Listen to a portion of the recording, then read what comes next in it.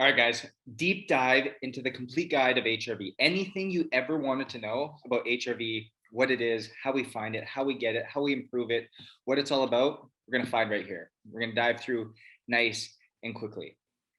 So let me just share screen here really quick so we can pop in and really start making some big waves. All right. So what is HRV? What causes HRV to truly be found? What it is it is the variability in literally the variance of time between the beats of your heart. So if we look here and we took at a heart rate of 60 beats per minute, a lot of people will think, oh, we beat it 1 beat per second. And that is the furthest thing from the truth. What it actually is we start to see that there's milliseconds that vary between our R waves. These are the R waves. So 756 milliseconds, 842, 795, 816, blah, blah, blah. We can keep on making up numbers. But this is theoretically what HRV is measuring. So within that minute, there may be 0.9 seconds, all the way up to like 1.15 seconds between the other ones, which we've seen there. The greater the variability there is, the more ready our body is to execute at a high level. Now, when we take a look at that, okay, how do we truly find it? Well, it's the square root of successive differences between these heartbeats. And so we're going to end up with a number that's somewhere for this one right here, somewhere in that like 72 range. Okay.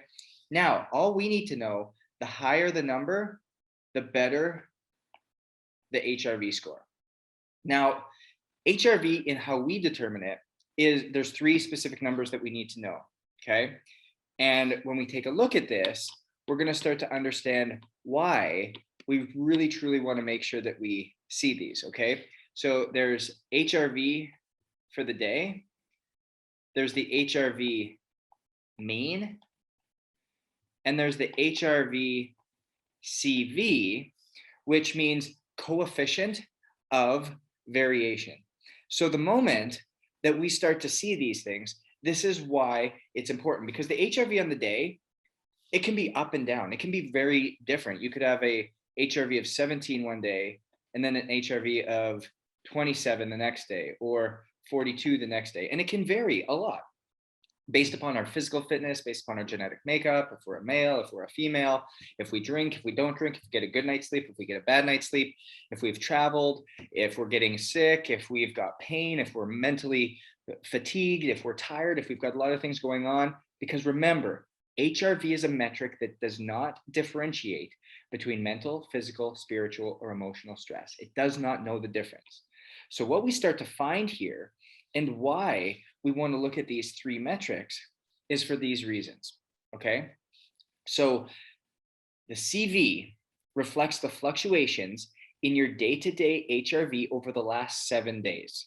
So high or low HRV readings relative to your baseline will therefore contribute to a higher coefficient of variance, CV, whereas a more consistent or stable HRV readings will contribute to a lower CV. So what we typically see is anywhere from 2% to 20%. Now, when the rolling average, so the mean, is stable, okay, meaning it's really not changing all that much. It's maybe 1 week it's 42, and then the next day it's 43, and the next day it's 41, and the next day it's 39, the next day it's 44. It's really, the rolling average isn't changing that much. Excuse me, edit right there. When the rolling average is stable or increasing, a lower CV reflects less disturbance in the autonomic homeostasis. So that autonomic steadiness. We want to be in that homeostatic path. Okay. And we're going to get into more about what homeostasis and allostasis is later in this. So this may mean that you're experiencing less stress, or your body is simply coping better, building more resiliency. But our CV must always be used in context. So for example, if the quality of sleep the night prior was really, really great, we may have a higher HRV. It may be a lot higher. So thus, it's going to contribute to a higher correlate for variance. In a situation like this, the elevated CV is obviously not reflecting higher stress, but a greater recovery. In addition, stress is important as it stimulates adaptation. We know that. We've seen that in our 4 sections. We need to overreach and we need to recover in order to be in that ownership space. We need to push the envelope a little bit. However, repeated exposure to adaptation, so continual change, continual time up in that upper left quadrant, is going to provoke smaller HRV fluctuations and therefore a lower CV. But because we've been there, we've been in that space, and we have a lower mean, a lower average, what it's basically telling us is that our body is having a harder time responding to the stressor, and we need to basically help it out. However, repeated exposure and adaptation to the stimulus will ultimately provoke smaller HRV fluctuations day to day, and therefore a lower CV. So what that means is that the CV reflects improved ability to tolerate and recover from the stressor, and thus building that capacity. So that's why we use these 3, because HRV is great to know on the day as to like where we're at. The mean is great to look at the trend line. Are we going up? Are we going down? But the CV truly that lets us know, are we building capacity or are we not? And that is the key to being able to understand where we're going in a much greater level. Now, what causes heart rate variability? And there's 2 things. One is the parasympathetic, there we go, nervous system. And then there's the sympathetic nervous system. And this is what we call it the autonomic nervous system, which controls basically involuntary aspects of our body: brain, heart, lungs, heartbeat, breathing, and brainwaves. So quite often, the parasympathetic branch is what we call the rest and digest. Okay. Otherwise, think of it as calm, relaxed, cool, collected. Okay. On the sympathetic side, it's called fight or flight. And this is like stress, reaction, fast twitch. And so what happens on the sympathetic side, we see our heart rate rise, we see our blood pressure rise. On this side, we see our heart rate drop, we see our blood pressure drop. And that's truly what gives us the impact of what this is all about. Now, understand that this is a sliding scale. It doesn't mean that we always need to be parasympathetic and that's always better, or that we always need to be sympathetic and that's always better. There are different times when we need to be at different places, and we need to be able to adjust. And what HRV detects is how much stress and strain we are under, how sympathetic we are all the time. Now, if we go back to, again, what is energy management and looking at our 4 quadrants, if we're constantly overreaching, if we're constantly under stress and we're constantly in the sympathetic state, it's going to cause that HRV to drop. But also, going back to what we talked about just previously, if we're always relaxed, we're never pushing ourselves to be greater, we're going to see that the mean and our CV are also low, which isn't good because we're not adapting. We are not building our capacity and able to handle more at different times. So this is why it is so key. And so when we come into this, we want to know, so why is HRV a sign of fitness? Why is HRV a sign of longevity? And why is HRV that sign of things that are really going to truly help us? So when you have a high heart rate variability, it means that your body is responsive to both sets of inputs, parasympathetic and sympathetic. And this is a sign that your nervous system is balanced and that your body is capable of adapting to its environment at its best. So if you have a low HRV, it means that one branch is dominating, usually the sympathetic, like we talked about in that previous slide, where you're probably in this space of continually sending stronger signals to your heart than the parasympathetic side. So it's constantly high, you've got a higher resting heart rate, you're probably not sleeping well, it's potentially causing you stress. and mentally, physically, and emotionally. So, like I said, if we're not doing something active, low HRV indicates that your body is working hard for some other reason.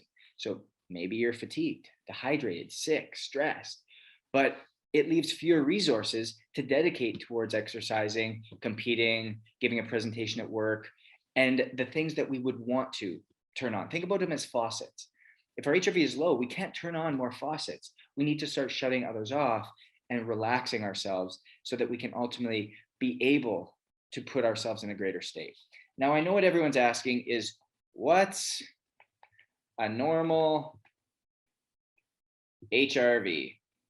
Well, that's the winning question, because what we end up finding is that HRV is highly, highly individualized. And when we start asking ourselves, what is a good HRV? It's like, well, what do we typically find? So what we go through is that as we are in our younger ages, we typically see that we have a higher HRV. So someone in that range of 20 to 30 years old, somebody who's physically active, someone who's physically fit, we typically see an average of about 85 in terms of HRV. Now we see somebody who's in that age bracket of, like, let's call it 30 to 40. We're going to see somewhere in that range of 75. Now we see 40 to 55. We're going to see somewhere in that range of 45. And then let's say 55 plus, we're going to see somewhere in that range of 35. Now, are these completely scientific and brought together? No, they're trends that we see from a bunch of the wearables in which we can get it, from Whoop, from Aura, from BioStrap, from Polar. These are ways in which we can truly measure HRV. And this is what we typically tend to find with normal HRVs. But remember, it is all highly individualized. So when we come to it, younger people, they typically have a higher HRV than older people. Males have a slightly higher HRV than females. Elite athletes have greater heart rate variabilities than the most of the regular people like us that just work out when we do. And within that subset of athletes, endurance athletes, those that run longer marathons, triathletes, super marathon runners, they have a higher HRV than the strength-based athletes. But none of this is absolute. There's plenty of extremely fit and healthy people whose HRV is regularly in the 40s. But it's understanding the trend lines. It's understanding how we see our HRV move. So over the course of time, it's like the stock market. This is why, going back, we want to track HRV, HRV average, and also HRV correlation of variation. Because the moment we put this picture together, we're going to see that our HRV on any given day, maybe it's doing this, and whatever the trend is, but if we look at it, that trend is upwards. So we are becoming more resilient. We are doing things that's increasing our heart rate variability. We are ultimately living a life that's impacting us and helping us cope better, helping us. We're finding that balance between overreaching and stressing and ultimately regenerating. So we're really performing in that ownership space. What are we going to find? We're going to find we're more energetic, we're more clear, we're sleeping better, all of the things that truly matter to us.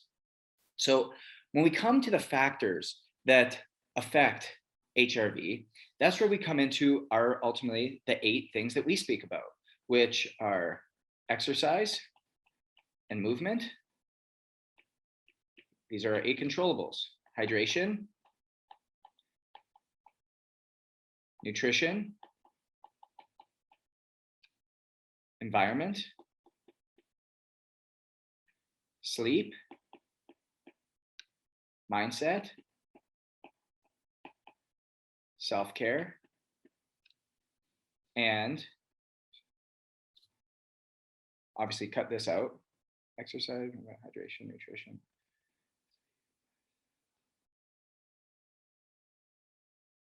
Why can't I think of the other one? Completely slipped my mind.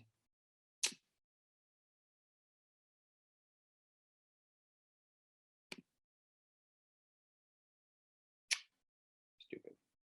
Knew that. And immune function.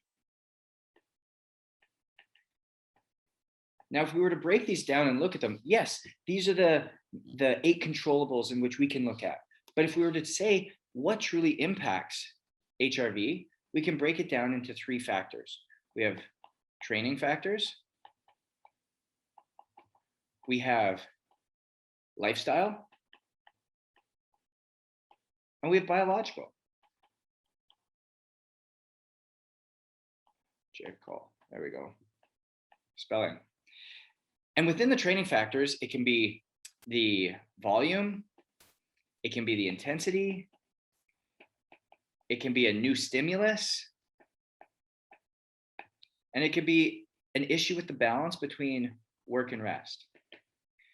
So think about this: adding another set of an exercise, adding more weight, running a greater distance, starting to row, doing a row like an erg, or starting to run, or starting to sprint, or starting a new Pilates routine are all new stimuli. And then those worked rest days, are we working too much or are we resting too much? Those are all things that will impact HRV. When we come to the lifestyle, just like we talked about, you'll see all these things in our 8 controllables, but these are the 3 categories: diet and nutrition, alcohol, hydration, sleep, circadian rhythm, and stress. These are all things like, again, remember, our body doesn't know the difference: mental, spiritual, physical, emotional. So any of these things can truly impact it. And when we come to the biological side, age, gender, genetics,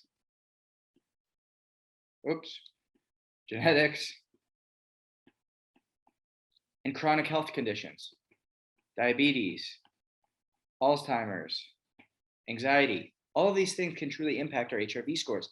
But when we're aware of these, then we can start to make some ultimate changes, some decisions as to things that we truly want to do. Now, these are the 3 factors that impact it. But when we come back to our 8 controllables, this is where if you go up and look in the outer energy piece of what we just talked about, I go deep into depth of all of these 8 controllables and how they truly impact it. Getting in our 30 minutes of exercise a day, making sure that we're moving every 90 minutes, making sure that with our hydration, that we're getting half our body weight in ounces, okay? That if we do drink alcohol, we are limiting it, okay? And if we do drink alcohol, we're making sure that for every drink, we're getting 8 ounces of water in. Caffeine, making sure that, again, if we look at our DNA test and caffeine has a massive sensitivity to us, it could drop our HRV score as well. So making sure that for every cup of coffee, we have 8 ounces of water, and that we put a caffeine curfew at anywhere from 10 till noon, because we know that caffeine has a half-life of 8 to 10 hours in our body. Nutrition, making sure we follow our 3-2-1 rule, okay? 3 meals a day, 2 pieces of fruit a day, and 1 big salad a day. And if we add the 0 on there, no serving sizes over 1 for any single one of our macronutrients. Environment, taking a look at who's around us. Are we in light?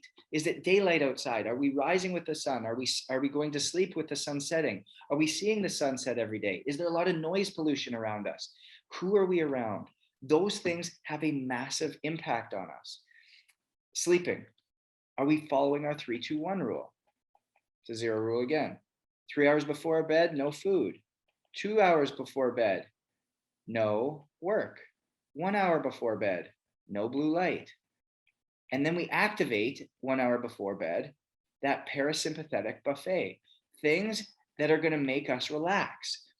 The meditation, the breath work, the stretching, the yoga, the hot shower, the reading, whatever it may be that puts us in that parasympathetic state, which is going to objectify us and put us in a great space and make sure, again, that we're allowing ourselves to wake and rise.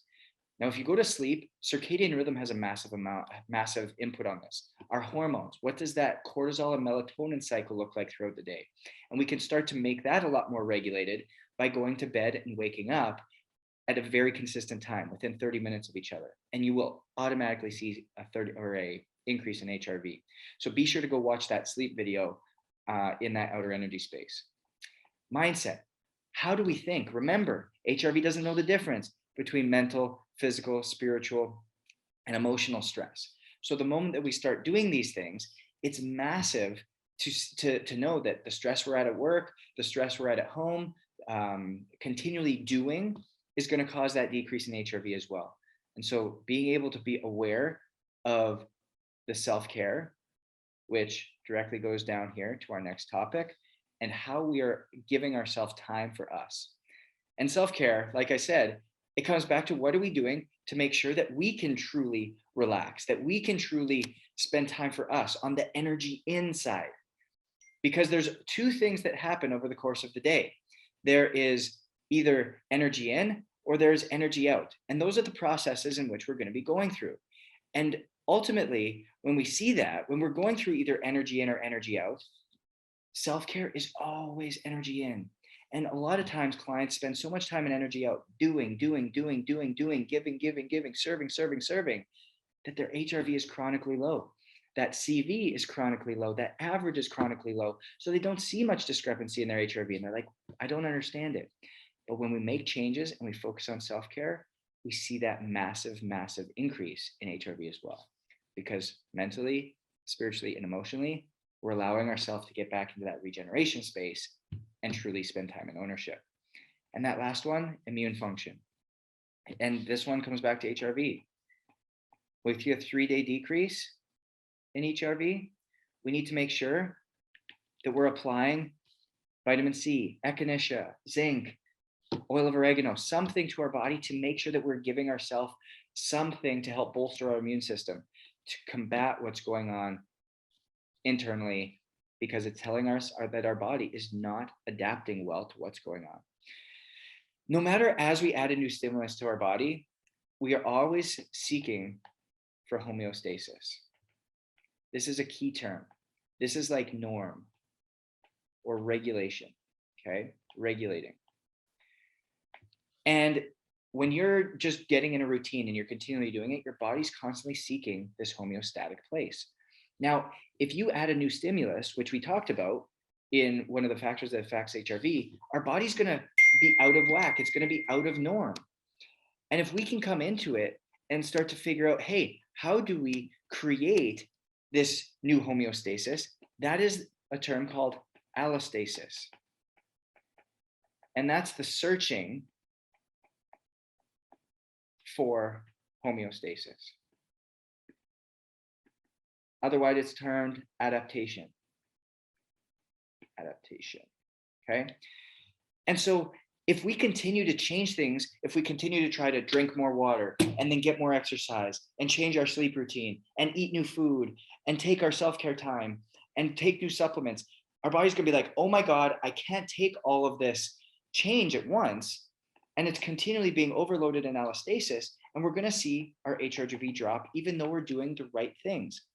But as our body starts to get acclimated to it and starts to get adapted to the things that are positive, we will find a new homeostatic balance that will leave our HRV mean higher than it was before. Because our body's adapting, it's building capacity, it's becoming more resilient, and ultimately, we will have more energy and be able to flow at a better rate. So that is why HRV is so important. And this is really your entire guide to HRV, your ultimate guide to HRV, so that you can use it in your power, in your favor, so you can have more energy, show up better, and ultimately become more resilient, consistent, and win more often. Go own it.